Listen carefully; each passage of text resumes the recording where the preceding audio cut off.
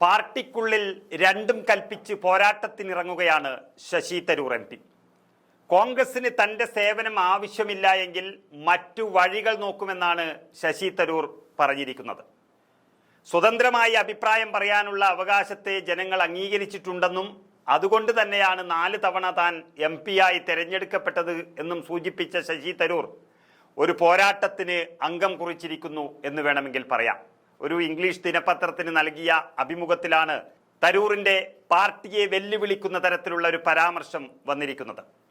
കേരളത്തിലെ കോൺഗ്രസിൽ ഒരു പ്രധാന നേതാവിൻ്റെ അഭാവമുണ്ടെന്നും ശശി തരൂർ പറഞ്ഞിരിക്കുന്നു. അദ്ദേഹം കേരളത്തിലൊരു നേതാവില്ല എന്നുള്ളതിൻ്റെ വ്യക്തമായ സൂചനയാണ് നൽകിയിരിക്കുന്നത്.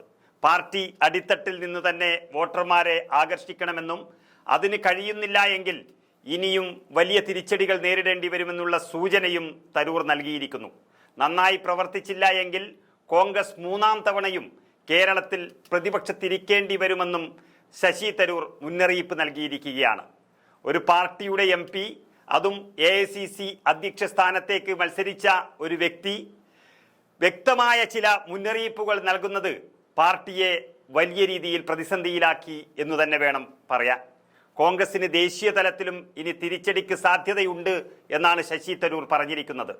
പല ഏജൻസികൾ നടത്തിയ സർവേകളിലും താൻ നേതൃപദവിക്ക് യോഗ്യനാണെന്ന് പറഞ്ഞിരുന്നുവെന്നും ആ യോഗ്യനായതുകൊണ്ട് തന്നെയാണ് പാർട്ടിയെ പല കാര്യങ്ങളിലും ഉപദേശിക്കുന്നതെന്നും ശശി തരൂർ വ്യക്തമാക്കുന്നു.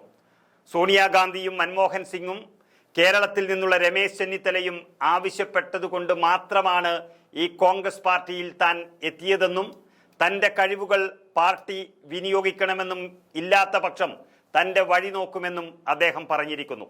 ഘടകകക്ഷികൾ തീരെ കേരളത്തിൽ തൃപ്തരല്ല എന്നുള്ള സൂചനയും തരൂർ നൽകുമ്പോൾ ആരാണ് ഇതിൻ്റെ പിന്നിൽ എന്നുള്ള ഒരു ചോദ്യം കൂടി അവിടെ ഉയർന്നു വരികയാണ്.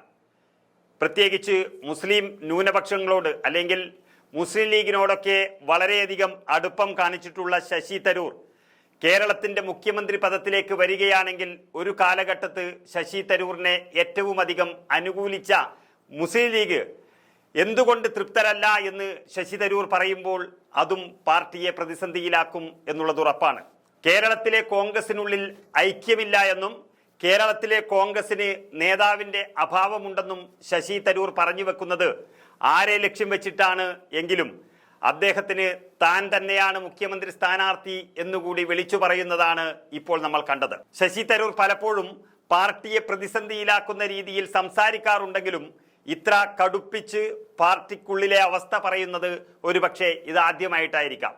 ശശി തരൂറിൻ്റെ അഭാവം അല്ലെങ്കിൽ ശശി തരൂർ കോൺഗ്രസ് വിടാൻ തീരുമാനിച്ചാൽ ഒരുപക്ഷെ കോൺഗ്രസിന് ഈ തെരഞ്ഞെടുപ്പ് കാലത്ത് വലിയ തിരിച്ചടി തന്നെയാണ്. അദ്ദേഹം എങ്ങോട്ടാണ് പോകുന്നത് എന്ന് വ്യക്തമല്ലെങ്കിലും അദ്ദേഹത്തിന് കോൺഗ്രസോട് മടുപ്പ് തുടങ്ങിയിട്ടുണ്ട് എന്നുള്ളത് സൂചിപ്പിക്കുന്നതാണ് ഇപ്പോഴത്തെ പ്രസ്താവന. അദ്ദേഹം തുടർച്ചയായി ഇംഗ്ലീഷ് ദിനപത്രങ്ങളിലും അതുപോലെ ഇംഗ്ലീഷ് മാസികകൾക്കും ഒക്കെ നൽകുന്ന ഇത്തരം ഇൻ്റർവ്യൂകളും ഇത്തരം പ്രസ്താവനകളുമെല്ലാം പാർട്ടിയെ വലിയ രീതിയിൽ പ്രതിസന്ധിയിലാക്കി എന്ന് തന്നെ വേണമെങ്കിൽ പറയാം. ശശി തരൂർ ഇല്ലാത്തൊരു കോൺഗ്രസ്, ശശി തരൂർ ഇതിനു മുമ്പ് ഉണ്ടാകാത്ത സമയത്ത് പോലും കോൺഗ്രസിന് ഭരണം ലഭിച്ചിട്ടുണ്ടെങ്കിലും ഇനി ശശി തരൂർ ഈ പാർട്ടിയിൽ നിന്ന് പുറത്തേക്ക് പോയാൽ അത് തെരഞ്ഞെടുപ്പ് സമയത്ത് പാർട്ടിയെ വലിയ രീതിയിൽ പ്രതിസന്ധിയിലാക്കും എന്നുള്ളതിൽ ഒരു സംശയവും വേണ്ട.